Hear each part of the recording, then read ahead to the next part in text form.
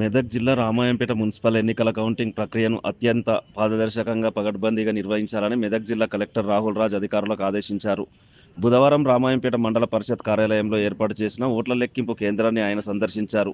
శుక్రవారం ఓట్ల లెక్కింపు జరగనున్న నేపథ్యంలో అక్కడ చేసిన ఏర్పాట్లను కలెక్టర్ నిశితంగా పరిశీలించారు. ఈ సందర్భంగా ఎన్నికల అధికారి సాయిబాబా, తహసీల్దార్ రజనీకుమారిలకు లెక్కింపు ప్రక్రియపై పలు కీలక సూచనలు చేశారు. ఒక ఓటు విషయంలో కూడా పొరపాట్లకు తావు లేకుండా నిబంధనల ప్రకారం కౌంటింగ్ నిర్వహించాలని స్పష్టం చేశారు. అనంతరం పోలీస్ బందోబస్తుపై పట్టణ సీఐ వెంకటరాజగౌడ్తో సమీక్ష నిర్వహించారు. కౌంటింగ్ కేంద్రం వద్ద పటిష్టమైన భద్రత ఏర్పాటు చేయాలని, అనవసర వ్యక్తులను లోపలికి అనుమతించకూడదని ఆదేశించారు. సిబ్బంది అందరూ సమన్వయంతో పనిచేసి ఎన్నికల ప్రక్రియను విజయవంతం చేయాలని పిలుపునిచ్చారు. ఈ కార్యక్రమంలో రెవెన్యూ, మున్సిపల్ మరియు పోలీస్ శాఖల సిబ్బంది తదితరులు పాల్గొన్నారు. TSG news, Ramayampet. సో మీరు కూడా ఏంటంటే ఓన్లీ మనకి 3 ఫేజెస్లో అవుతుంది election counting.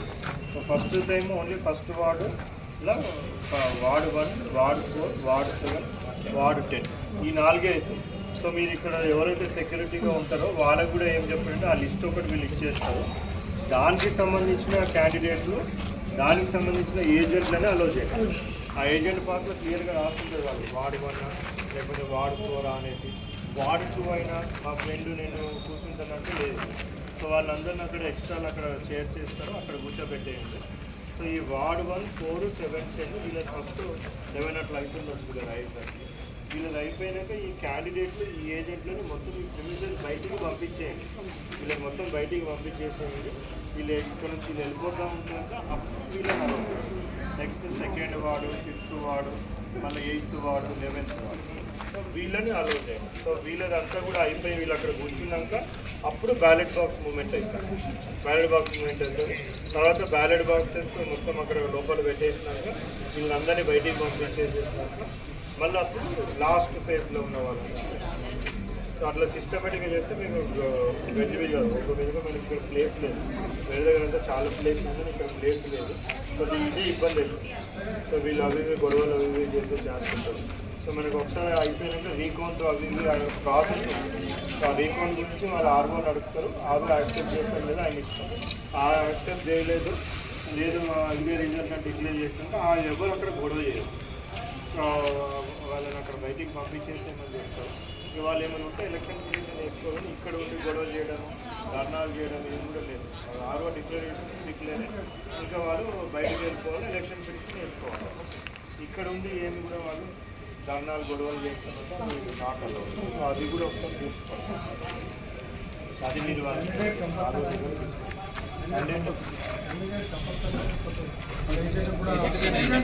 Candidate or election agent ఈ ఇద్దట్లో ఎవరన్నా ఒకరిని మాత్రమే మనము ఆర్ఓ దగ్గర ఉన్న ఛాంబర్లు అలో చేస్తాం. కౌంటింగ్ ఏజెంట్లనేమో వేరేది పెట్టినాం. ఏదో ఆ జాలి బయట, ఆ జాలి బయట ఏజెంట్, జాలి లోపల మాత్రం క్యాండిడేట్ ఆర్ ఏజెంట్. ఇద్దరం వస్తా అంటే కాదు, ఇద్దరం వస్తా అంటే సరే ఏజెంట్ అక్కడ కౌంటింగ్ ఏజెంట్ లాగా ఉండొచ్చు, కానీ క్యాండిడేట్ ప్లేస్లో కూర్చొని certificate collection candidate are agent ఇద్దరు లేకపోతే మాత్రం వీళ్ళే పెట్టుకుంటారు. వాళ్ళ ప్రాసెస్లో ఎట్లా డెలివరీ చేయాలో డెలివరీ. మెదక్ జిల్లా ప్రజలకు అందరికీ కూడా నమస్కారం. ఎస్పెషల్లీ మనము సక్సెస్ఫుల్గా పీస్ఫుల్గా మరి మెదక్ జిల్లా వ్యాప్తంగా ఉన్న 4 మున్సిపాలిటీలు మెదక్, రామాయంపేట, తూప్రాన్, నర్సాపూర్లో పోలింగ్ నిన్న మనం కంప్లీట్ చేసుకోవడం జరిగింది. మరి రేపు 13 ఫిబ్రవరి రోజు మన కౌంటింగ్కి సంబంధించిన అన్ని ఏర్పాట్లను కూడా మరి మెదక్లో, అదేవిధంగా నర్సాపూర్, తూప్రాన్, ఇప్పుడు రామాయంపేట అన్నీ కూడా స్వయంగా పరిశీలించడం జరిగింది. అన్ని ఏర్పాట్లు కూడా పూర్తయినాయి. సో కౌంటింగ్కి సంబంధించిన రిటర్నింగ్ ఆఫీసర్స్ కానివ్వండి, సూపర్వైజర్స్ కానివ్వండి, కౌంటింగ్ అసిస్టెంట్స్ కానివ్వండి, అందరికీ కూడా ట్రైనింగ్ ఈరోజు ఇంకొక 2nd రౌండ్ ఆఫ్ ట్రైనింగ్ కూడా కంప్లీట్ అయింది.